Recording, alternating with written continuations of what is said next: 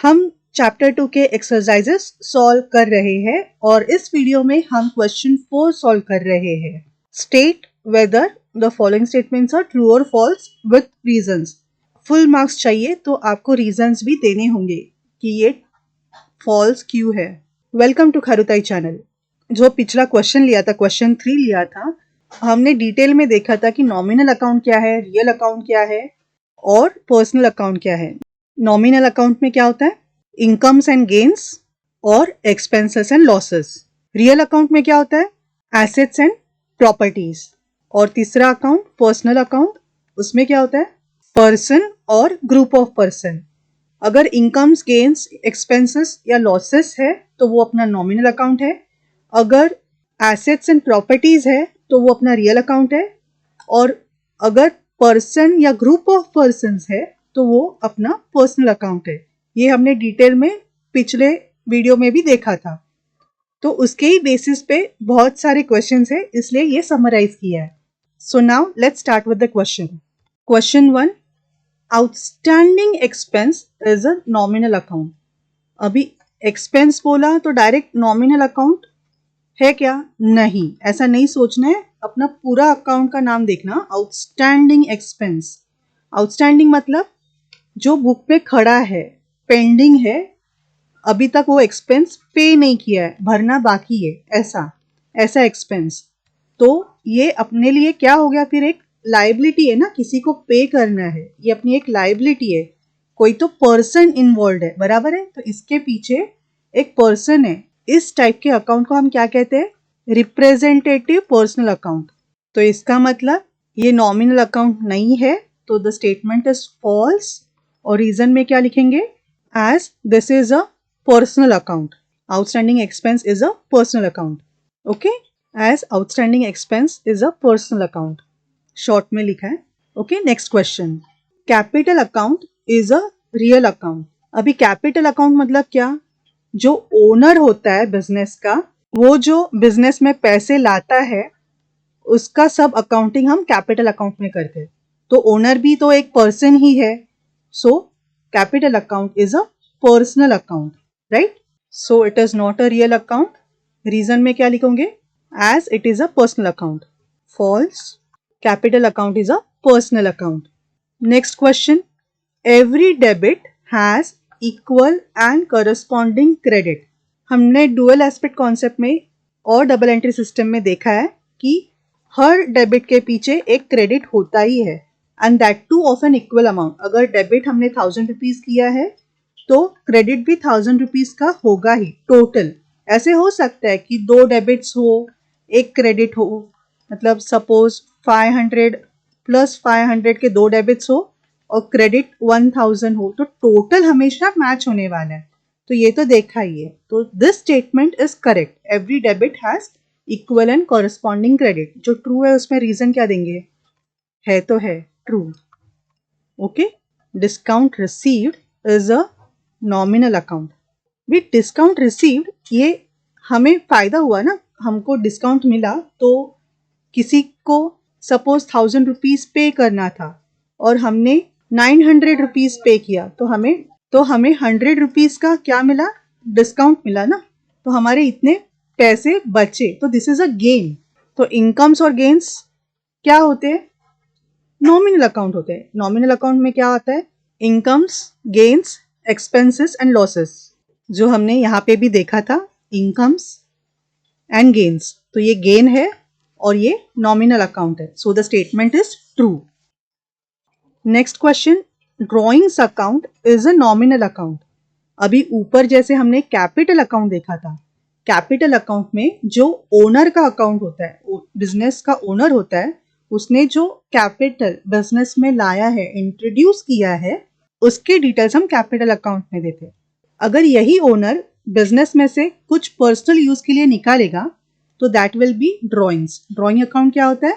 जो business owner है वो अपने पर्सनल यूज के लिए जो भी विड्रॉ करता है, उसके लिए हम सेपरेट ड्रॉइंग्स अकाउंट बनाते हैं। कैपिटल अकाउंट को भी डेबिट कर सकते, लेकिन यू हैव टू अंडरस्टैंड, अगर हम लोग को सेपरेट करना है, इंट्रोड्यूस क्या क्या कर रहा है और बिजनेस में से क्या और कितना निकाल रहा है, तो वो सेपरेट रखना है तो ड्राइंग्स अकाउंट सेपरेट बनाते हैं, तो इसके लिए ये ड्राइंग्स अकाउंट होता है। तो ड्राइंग्स के पीछे एक पर्सन है ना, और पर्सन आया तो that is a personal account, not a nominal account. So this answer is false. This statement is false because drawings account is a personal account. Okay. Question 6. Outstanding salary is a nominal account. Outstanding बोला मतलब मजाक में समझना है तो standing, एक बंदा खड़ा है, तो कोई भी पर्सन आ गया तो ये पर्सनल अकाउंट हो गया, बराबर। ऐसे भी ध्यान में रख सकते हो। या अभी हमने स्टार्टिंग में ही पहला क्वेश्चन देखा था, आउटस्टैंडिंग एक्सपेंस मतलब ऐसा एक्सपेंस जो अनपेड है, जिसका पेमेंट अभी तक हुआ नहीं है, हमारे बुक्स में स्टैंडिंग है, इसलिए वो आउटस्टैंडिंग वर्ड यूज किया है। या क्लास के बाहर मत निकाल देना पर्सन को। तो आउटस्टैंडिंग सैलरी मतलब क्या? आउटस्टैंडिंग सैलरी मतलब किसी का सैलरी पे करना बाकी है। आउटस्टैंडिंग को आप अनपेड ऐसे समझो। और दूसरा टाइप क्या हो सकता है? किसी को एडवांस दिया, एडवांस सैलरी, एडवांस, तो उसको क्या बोलेंगे हम? प्रीपेड। तो इसके आगे एक्सपेंस का कुछ तो नाम आता है, प्रीपेड एक्सपेंस, आउटस्टैंडिंग एक्सपेंस। तो ये एक्सपेंस समझ के उसको नॉमिनल अकाउंट में मत कैटेगराइज करना, ये रॉन्ग है, ये नॉमिनल अकाउंट नहीं है, ये अनपेड है, प्रीपेड है। तो किसी को एडवांस दिया है, किसी बंदे ने एडवांस लिया है, और आउटस्टैंडिंग है तो किसी ने महीना भर काम किया, उसका पगार देना बाकी है, तो उसके पीछे एक पर्सन है, ऐसा कुछ होगा, तो that is personal account. So outstanding salary is not a nominal account, false. Outstanding salary is a nominal account is a false statement because it is a personal account. Okay. वैसे ही 7th question, loan account. Loan account is a personal account. Obviously कोई तो पैसा दे रहा है तो ही हम लोग को लोन मिलेगा ना, मतलब कोई तो दे रहा है तो कोई तो ले रहा है, पर्सन इन्वॉल्व है ना। जरूरी नहीं है कि वो कोई एक पर्सन हो, वो बैंक भी हो सकती है। बैंक ये क्या है? आर्टिफिशियल पर्सन है, कंपनी हो सकती है, और कोई एंटिटी हो सकती है, ग्रुप ऑफ पर्सन हो सकता है, बराबर है। तो ये सब पर्सन्स है, तो it is a personal account, तो दिस स्टेटमेंट इज ट्रू। फिर 8th question, goodwill account is a real account. अभी गुडविल क्या है? गुडविल एक एसेट है, वो भी इनटैंजिबल एसेट है। हमने बहुत बार अभी ये पढ़ा है, अभी तो दिमाग में फिट होना चाहिए।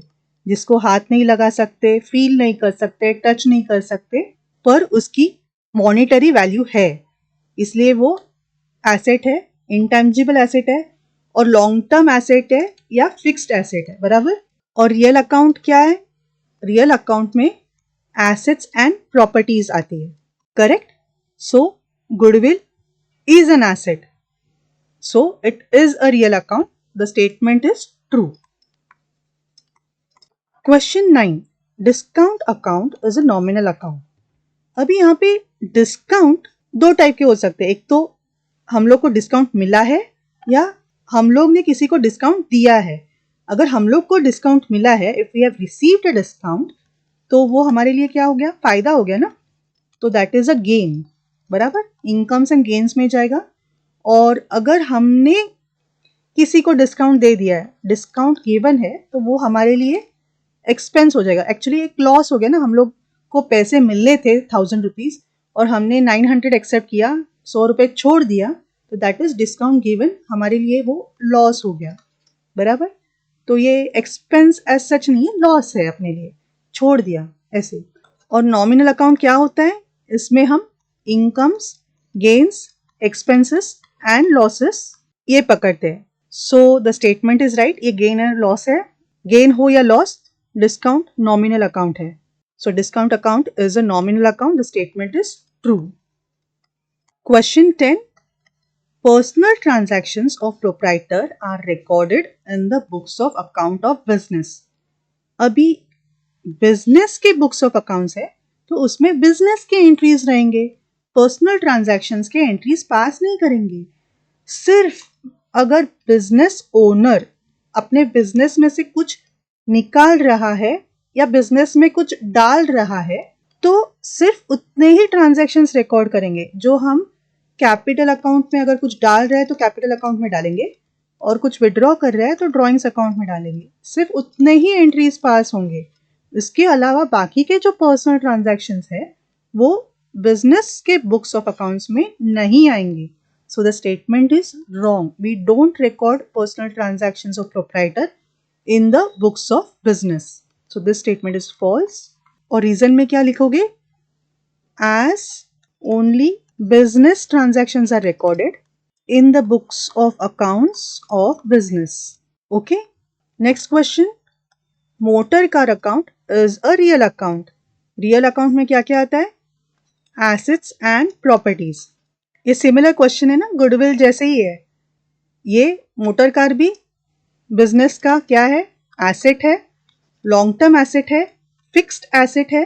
तो ऐसे एसेट्स और प्रॉपर्टीज रियल अकाउंट में हम क्लासीफाई करते हैं। So the statement is true. The next question, the rule of nominal account in नहीं, ये इज होना चाहिए, is debit the receiver and credit the giver. अभी रिसीवर और गिवर बोलेंगे तो पर्सन आता है ना, कोई तो पर्सन के बारे में बोल रहे हैं, तो ये रूल पर्सनल अकाउंट का है, नॉमिनल अकाउंट का नहीं है। So the statement is false. और इसका आंसर आप दो स्टाइल में लिख सकते हो। एक ऐसा लिख सकते हो कि the rule of nominal account is debit the expenses and losses and credit the incomes and gains. मैंने शॉर्ट फॉर्म यूज किए हैं, आपको एग्जाम में पूरा लिखना है। या आप ऐसे लिख सकते हो, this rule is of personal account. Correct? Okay. The next question, bank loan account is a nominal account. अभी ऊपर तो हमने लोन अकाउंट देखा ही है ना, तो वही एक्सप्लेनेशन यहाँ पे भी आएगा। बैंक हो, पर्सन हो, बैंक भी आर्टिफिशियल पर्सन है ना, तो बैंक लोन अकाउंट क्या होगा? पर्सनल अकाउंट होगा, तो वो नॉमिनल अकाउंट नहीं है, पर्सनल अकाउंट है। So this statement is false as bank loan account is a personal account. Okay. Question 14, assets is equal to capital plus liabilities. तो हमने बैलेंस शीट देखा है, क्या होता है, एक साइड लाइबिलिटीज होते हैं और एक साइड एसेट्स होते हैं, और लाइबिलिटीज में कैपिटल और एक्सटर्नल लाइबिलिटीज होते हैं, अदर लाइबिलिटीज। सो इसकी टोटल हमेशा मैच होती है। So this statement is correct. Assets is equal to capital plus liability. So the statement is true. And the last question, trademark account is a personal account. अभी जैसे goodwill account ये intangible asset है, वैसे ये trademark account भी intangible asset है। Intangible asset है और लॉन्ग टर्म एसेट है, फिक्स्ड एसेट है। तो एसेट्स और प्रॉपर्टीज हम किस में क्लासीफाई करते हैं? रियल अकाउंट में क्लासीफाई करते हैं। So this is a real account, not a personal account. So the statement is false as trademark account is a real account. Okay, तो यहाँ पे अपना क्वेश्चन 4 हो गया। मिलते हैं अगले वीडियो में, क्वेश्चन 5 सॉल्व करेंगे।